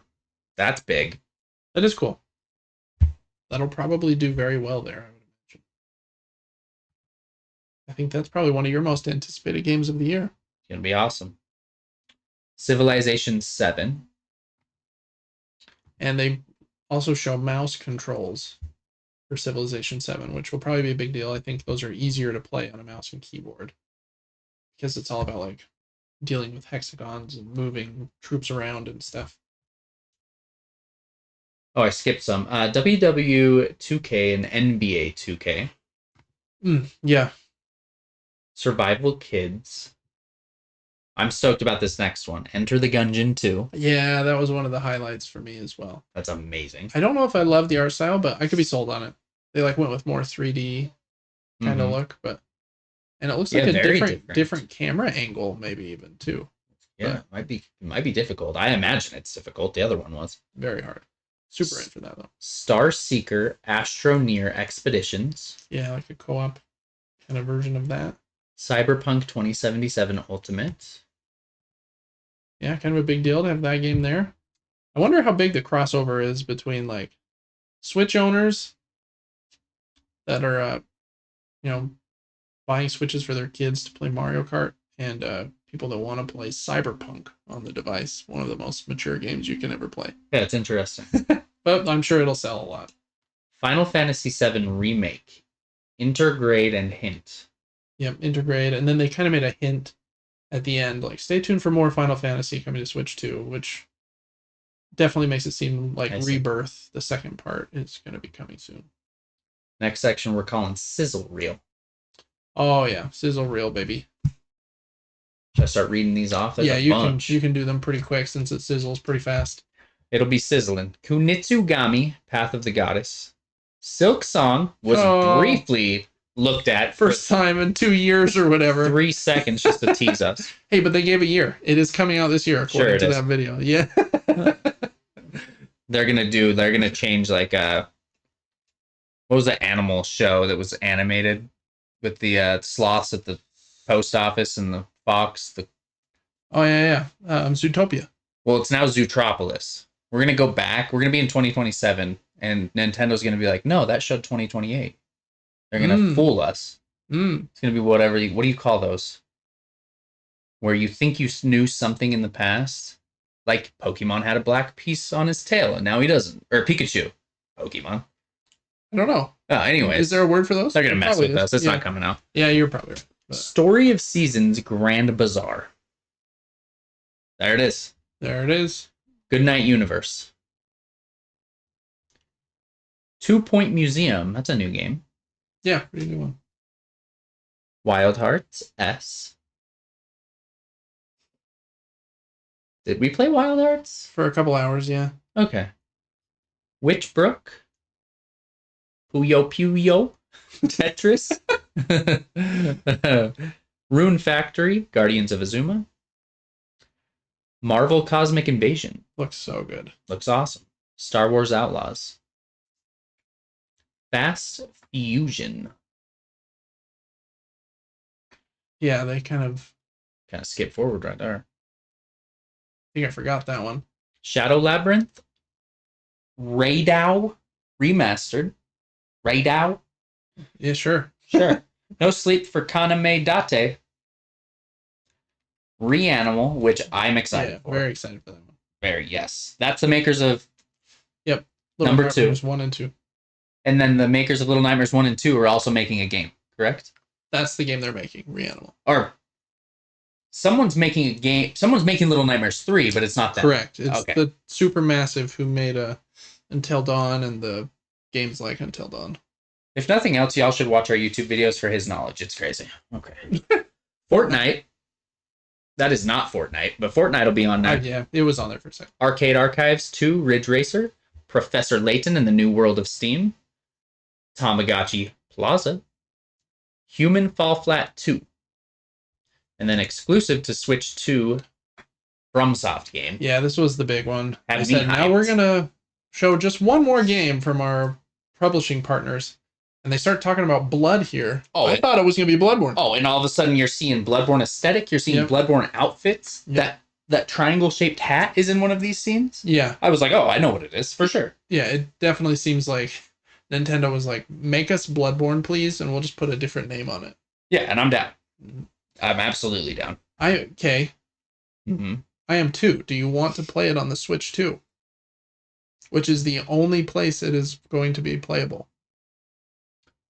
Do you think that'll hold true? Do you think in the future they'll be like, nah, we're going to put that everywhere? That's a good question. I mean, like Death Stranding, for example, came to PlayStation, and then I think it had a 5-year like exclusivity period, and then like 5 years to the day it came out on Xbox. So maybe eventually. But it's just such a bummer. But, you know, I get exclusive sell stuff, but I thought From was done with exclusives after how big Elden Ring was. Mm-hmm. Like, wouldn't they want this game everywhere? Nintendo must have thrown so much freaking money at them. Well, they've got it, and they're going to get a lot more. That is true, but anyways, yeah, the game looks very cool. It does, and I hope that it's as good. I hope that it's as loved as the other FromSoft games because they're all amazing in their own way. Looks very unique. Like at one point, the guy jumps like a gap and shoots a gun. I did see some weird mechanics to this game. And it's like focused on co-op, I think. I'm going to read this paragraph while the trailer plays. It says, developed for the upcoming Switch 2, The Duskbloods is a PvPvE title with online multiplayer at its core, where up to 8 players vie for supremacy among themselves and against challenging foes. And there's, that guy jetpacking wherever he's going. That was cool. Yeah. Very cool From vibes, though. They know how to make a cool boss. Oh, they really do. Let's just make it as weird as possible. Yeah. Pretty much. And so, he jumps here. I think he shoots a gun. I mean, he's wearing Bloodborne pants. His body's that tall, skinny shape, just like the hunter. Yep. So weird. Like, what is that frog? That thing's got issues. If you watch here, you will see a Bloodborne hat. Unless it's already passed. Oh, a hat, huh? You will see it. There's someone coming down a staircase. Here he goes. He jumps. He's going to shoot the gun. Boom, boom, boom, boom, boom. Oh, shoot. Look at him go. That looks like the werewolf. From Elden Ring. From Elden Ring. That's right. Oh, man. Right here. Yeah, that looks exactly like that. Same exact hat. There's T-Rex, man. T-Rex, man, yeah. It's all so weird. I mean, it's so obviously FromSoft. It's crazy. Yeah, it really is. It's crazy that they've been super successful because their games are so odd. And sometimes they don't even focus on graphics. Yeah. It's just kind of like, this looks fine. Mm-hmm. But the game plays so well and it's so good. Yeah. In every other way. The Duskbloods. Anyways, we talked about that for a long time. Well, they deserved it. It was cool. Kirby Air Riders tease. Yeah. I guess Kirby Air Ride is a earlier game. And it never got a sequel. Until now. They had this tease here saying, look, we'll show a couple more games here. This one just has like Kirby's star kind of fly in. And then it doesn't really show much more other than like a jet engine kind of appears out of the back of the star. And then the title just kind of comes up and says, Kirby's Air Riders. I've never played the original, but I know a lot of people were kind of pumped about this one. So, but you're pumped about the next one, which is I am Donkey Kong Bananza with a full world of you can interact with the whole world, like break the whole world. It seems like can like dig and punch stuff. Going back real quick to Kirby Air Riders is being directed by Masahiro Sakurai, who famously is the creator of Smash Brothers, and I think directed like all the Smash Brothers games. Wow. Kind of strange, like I don't know, for him to direct it, I guess, but yeah, the Donkey Kong game, Donkey Kong Bananza. I really like how it looks. Oh, DK looks so cool. He looks way cool. I like that they've like said, let's make a whole new Donkey Kong game kind of from scratch. We'll give it totally new art style, and Donkey Kong will look different too. I hope it's great. Mm-hmm. I really wish they would also make like a traditional Donkey Kong Country game at the same time, but even if they aren't, I'm at least glad that like this one exists, because there hasn't been a 3D Donkey Kong game since Donkey Kong 64 probably. I remember playing that at a friend's house when I was like 8. Yeah, and that game has a special place in my heart too. Man, it looks so cool. I like how everything kind of has like look at that smile, glossy kind of look to it. It looks very weird. It looks so cool. But I'm like super down. This is probably would be my most anticipated game on the platform. I mean, Mario Kart will be great, but I don't play as much Mario Kart anymore as I like did once upon a time. So yeah, this one looks very cool. It was cool to see them end their presentation with a Donkey Kong game, since I know most people prefer Mario, and I do think most of Mario's games are like excellent. He gets more of a focus, but Donkey Kong is in my opinion like more of my favorite character than Mario. Yeah, they're so good. Those 2D sections that it just showed too, I'm like, I hope there's a lot of those. Mm-hmm. Yeah, sometimes with 3D and being able to interact with the entire world and break everything, sometimes can feel overwhelming. It's like, well, I need to break everything in every level because they could be hiding the Master Sword in this mountain. Right. So yeah, I hope that inside like this big world, there's sections like that where you like pop into a 2D level, and there's a bunch of those. I like how these bosses look, though. There's like some weird creatures. There's like a female Donkey Kong here. I don't know if she's a good guy, bad guy. I don't know. I'm into Donkey Kong Bananza. Absolutely. We'll talk a little bit more about that game in a second, because again, they didn't talk about price with any of these, which are details that came out later. All right, Devin, that basically ends the presentation. They stop here and just go over highlights. Like, okay, it comes out, just a reminder, on June 5th. Here's the games we highlighted. Donkey Kong's not till July 17th. Just a little tidbit there. We're going to have a bundle with Mario Kart. There will be more details on the website. Again, because they did not want to have the price in this YouTube video and have it be downvoted to like oblivion. They are smart, aren't they? Yeah, they are pretty smart. So just at this point, Devin, what were your opinions just of this presentation? I thought it was super cool. And for me, never seeing any prices, I was just like, everything's so cool. This is so cool. The specs are so cool. Yep. The games that are coming out are so cool. I can't wait to play this new Mario Kart after 10 years. I'm considering buying a Nintendo console, which I haven't done in 20 years myself. Mm-hmm. Yep, I agree. That was kind of my thought afterwards too. I was like, man, they showed a lot of cool games there. They had tons of partner games. Everybody wants their game on this thing. It's going to have tons of games. Nintendo showed a few cool games. Ending with Donkey Kong was awesome. Mario Kart World looks super. I don't know much about the Kirby Riders game, but I could be sold on that too. The Switch like features look cool. Like the mouse support 120 frames per second. Bigger screen, up to 4K. I was like, man, this all sounds so good. The only thing that kind of bummed me was like, okay, they got a new system. I hope they announce achievements. Like trophies? Like trophies, but I don't know if it seems like Nintendo's just never going to do it. Which is fine. I kind of assumed that wouldn't happen. That's a very David thing. Well, it is fun to chase those trophies, though. I like it. It encourages you to do the extra random things in games. It does. Like, I'll play your game longer if you throw them in there. I don't understand why they don't do it. It must not make a big enough difference for most people. But I don't know. All right. Presentation, I thought was great. I'd give it like an 8 out of 10. Like, if they had ended with, oh, and here is Mario Galaxy 3 or something, like, that would have been like, 10 out of 10, like, so pumped. Then the Nintendo Switch 2 website went up. People got hands-on today. Hands-on, I think, was pretty positive generally. People think the thing looks nice. It's like hefty, has a better screen. Like the games look fun. But then some more details started to come out both on that website and on a bunch of I don't know, other blogs and news media picked things up. So the other highlights and things that they didn't bring up here. It costs $450, which is $50 more than I thought it would be, and $150 more than the first Switch launched at. Obviously, there's a lot going on right now with inflation and tariffs on goods to like the United States from other countries, so that probably affected this a bit. Man, that's a high price for like a Nintendo console. It's going to be more expensive than a PlayStation 5 when it comes out. Crazy. Because you can probably get a PlayStation 5 digital version for $400, I think. The bundle with Mario Kart costs $500, which is a pretty good deal because they then had pricing for the games announced. Mario Kart costs $80 digitally, which is a jump up from the $70 price of games.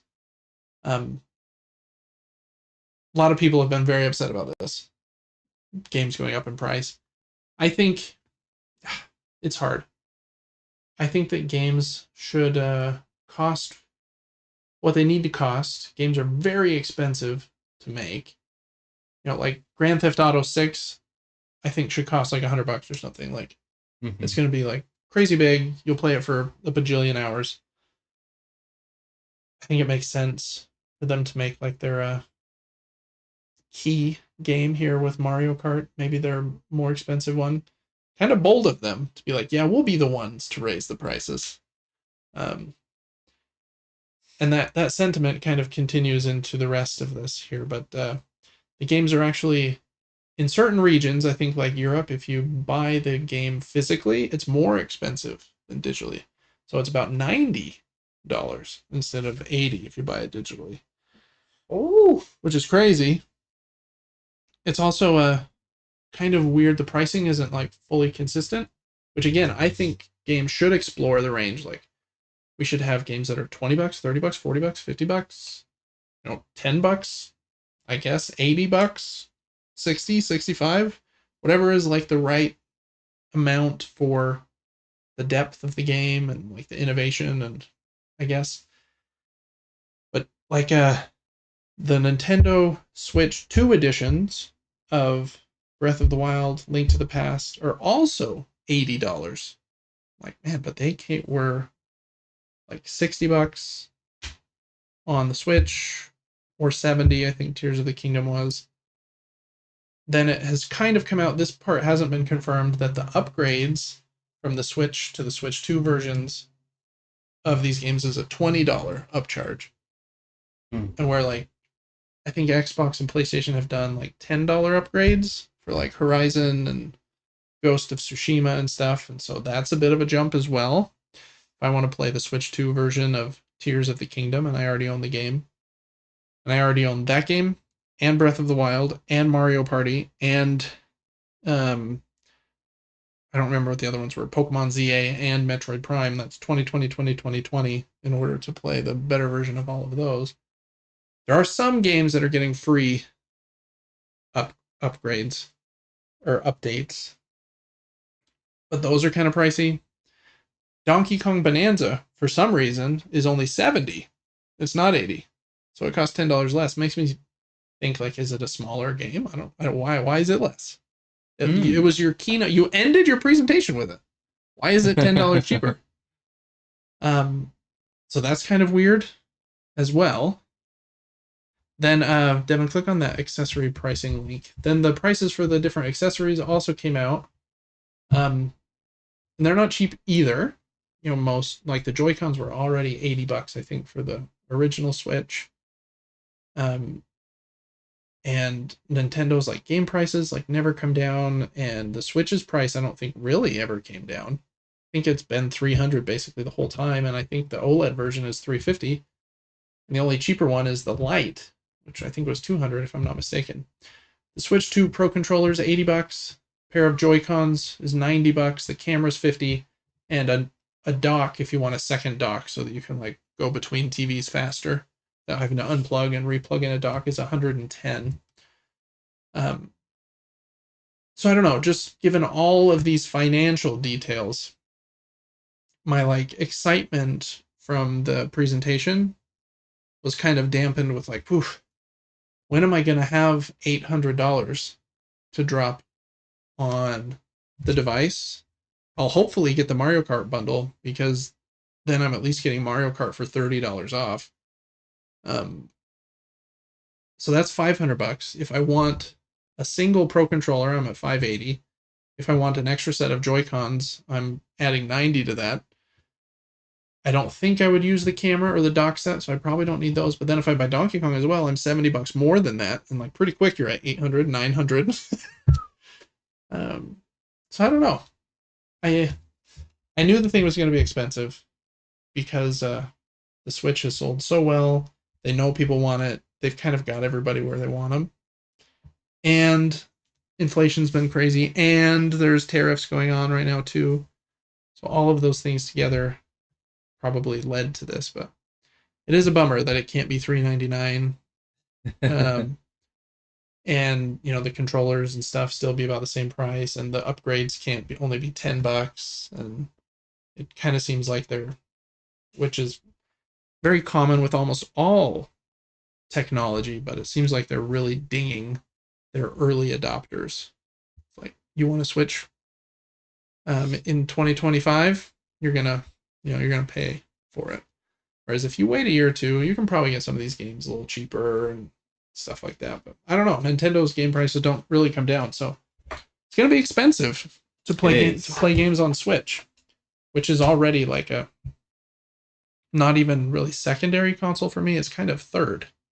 I play games on my PlayStation, and I play some on PC with my Rogue Ally, and then I play mostly just Nintendo's games on the Switch. I'm like, am I gonna pay $800 to play Mario Kart and Donkey Kong, then wait a year for the next Mario game, then wait a year for the next Zelda game? You know, it's just like not a lot of games for me to justify it. You're gonna have to sell 50 board games. Probably more. Probably more. That sounds like a good strategy. I have to do that. Yeah, that's the strat. Anyways, Devin, what after all of these details, what's kind of your opinion on the Switch 2 now at this point? After the pretty good presentation, and then knowing, oof, kind of it's going to cost a pretty penny. If it's worth the price, if the console itself is fantastic and the games are so good, it just kind of encourages me to make a little bit more money, because I would love to stream these games, and yeah, that just sounds fun to me. I do want to play it, so yeah. I mean, I feel you there. I'm like, what can I sell? That's what I'm thinking.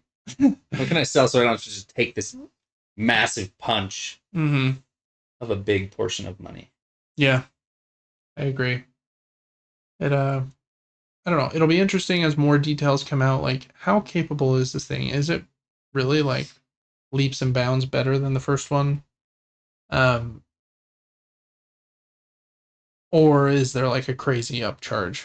And I don't know. It'll be interesting to like have Digital Foundry like rip the thing open and really look into all of that stuff, because there's still a lot of unknowns since the video was just yesterday and the hands-on event was today, and there's lots of details. So anyway, Switch 2.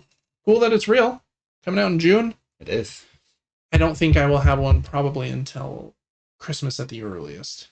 I would like to, but I might have one earlier than you, maybe. Wow. We will see. That'd be cool. As the running joke goes, it's either, the Switch 2 or groceries. So that's hilarious. It wasn't very funny the first time I said it, and now at the 400th time, it's gotten funnier. All right. Now we're on to rapid fire. Yeah, rapid fire. We got 4 items for you. It's going to be really rapid. I'm going to go through them quick. Let me just get the computer ready so that I can have them up while you rapid fire. First one. Sony absolutely looking at potential to bring Astrobot to the big screen. I would watch an Astrobot movie. I mean, I probably would too, but for some reason, I didn't get like super hyped up about the Mario movie. Yeah, I was just kind of like, kids really liked it, and I was like, yeah, It was good. Yeah, like I would say so too. It was good, but I never was like, I want to continue watching. But it made this. like over $1 billion. So it worked. They've got enough to make the Astrobot movie, or that's not them. So never mind. Yeah, but that's all right. Yeah, I would watch it. All right, we've been talking about sales for Monster Hunter Wilds for a little bit, but it's now sold 10 million copies. So there you go. Wow. I think it was like 2 and then 8. And I don't remember what the numbers were. It's going fast. Is it that good? Is it that good? That's crazy. Yeah, kind of nuts. Doom. The Dark Ages. Got new hands-on gameplay. There's a lot of details. Basically, feels a lot like Doom, but I think the main change is you have a shield. And so it's supposed to be a little bit more like you can kind of stand your ground, you can block and even deflect some bullets back if they're green. I like that change. I didn't play Doom for too long, but a few hours, and I was like, dang, I'm having to move a lot. Yeah, you're like strafing and running like crazy. So people are pretty pumped for that. I think it comes out in like May. Ooh. I don't remember, but in the next couple of months. Yes, sir. Okay. And then Sony is making a live-action Zelda movie in collaboration with Nintendo.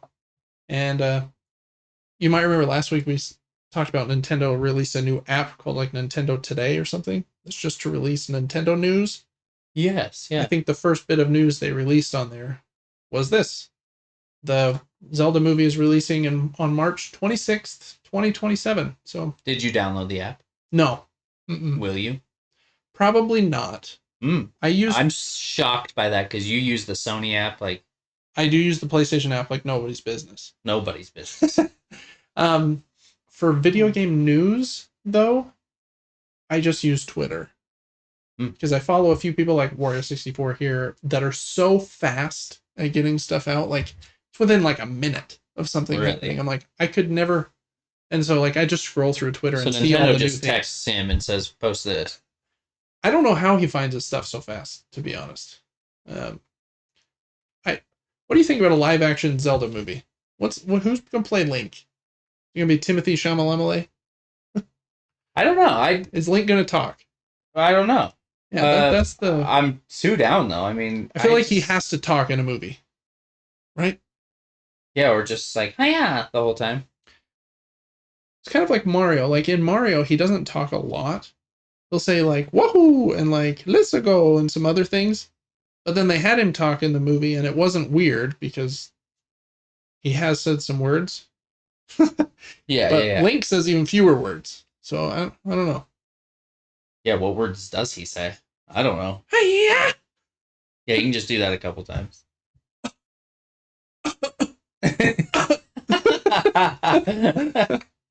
Yeah, I don't know. Yes, sir. He makes some noises. So we'll see how that is. Still 2 years away, though. I need that clip. That was amazing.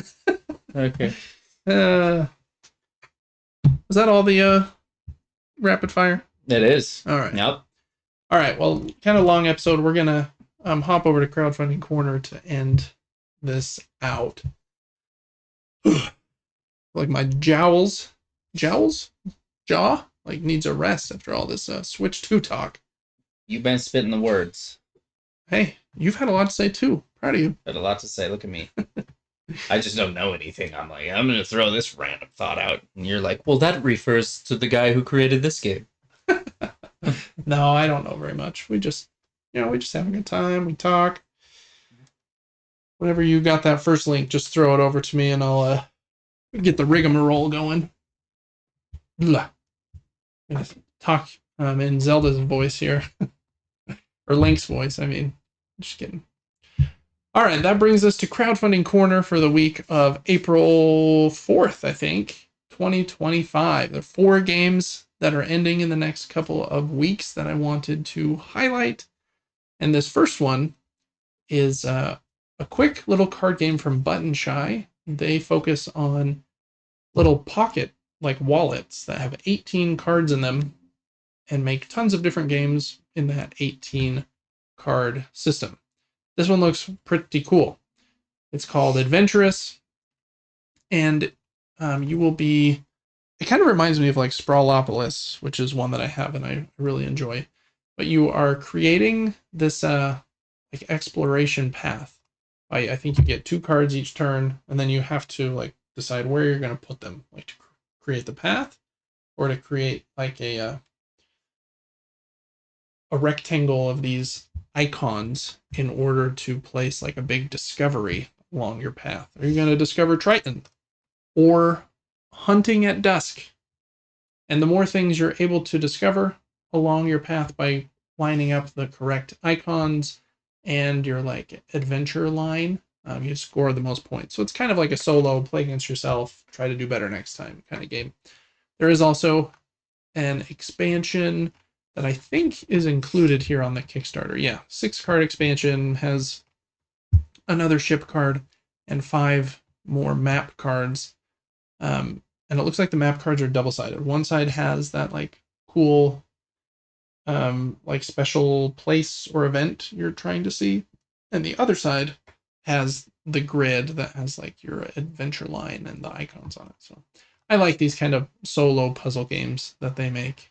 So that is Adventurous from Button Shy Games. It's on Kickstarter until April 12th, and I think they usually cost $12. So there you go. Next up is a game from Queen Games, and a very popular designer and artist, to be honest. It's called Propeller Islands, and the art is by the Micho, who does like a very specific style of artwork, and I really like his style. I have Architects of the West Kingdom, which he did, which is more people-focused. This one is animals, obviously. And the designer's name is Stanislav Kordonsky. Yes, sir. I'm going to pronounce it like that. He's made some very popular games recently. They listed some of them right here. Oh, right here, about the designer. So there's a big list of these games right here. I think the most famous or recent of the two are Nova Roma and Endless Winter.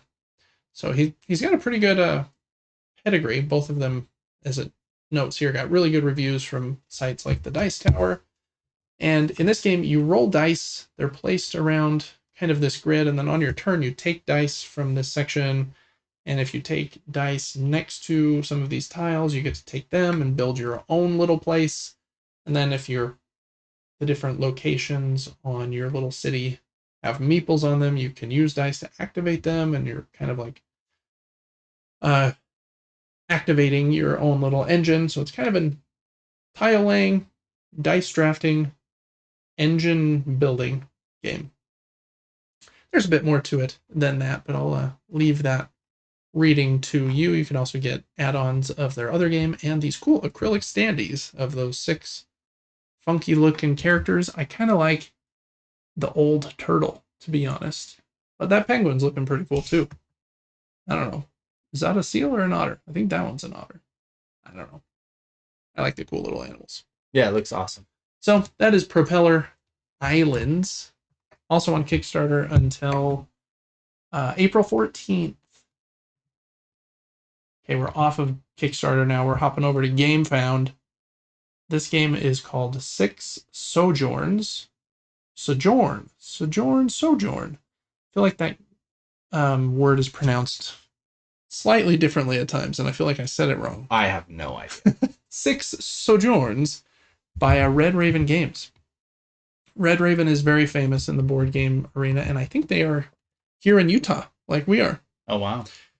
The dude who I think founded the company and did the designing of the first games they did, and all of the artwork and the writing and everything, his name is Ryan Lockett. And I don't know why I needed to tell you that, but he's kind of synonymous with Red Raven Games. This game is kind of a remake and a reworking of an earlier game they had called, I think, 8-Minute Dungeon or something. It's a 40-minute game for 2 to 4 players, and it has a bunch of different maps that you can play depending on which edition of the game that you get. You're moving your people around, building houses, and it's an area control game where you're trying to kind of take over the land better than your opponents. There's also different map scenarios. You can like string them together into a what's it say here?